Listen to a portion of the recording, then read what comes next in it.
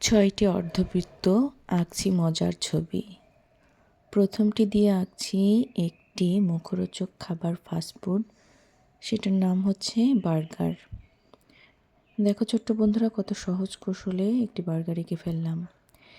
এবার পরেরটা দিয়ে আঁকবো সুন্দর একটি ক্যাপ। এভাবে যদি আঁকো তোমরা সহজেই শিখতে পারবে এবং আঁকতে পারবে।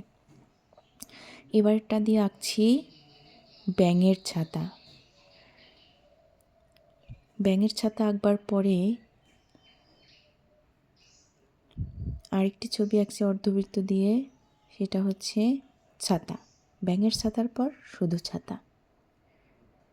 এভাবে তোমরা ট্রাই করো যে কোনো নাম্বার, লেটার অথবা চিহ্ন দিয়ে, তাহলে সহজেই আঁকতে পারবে।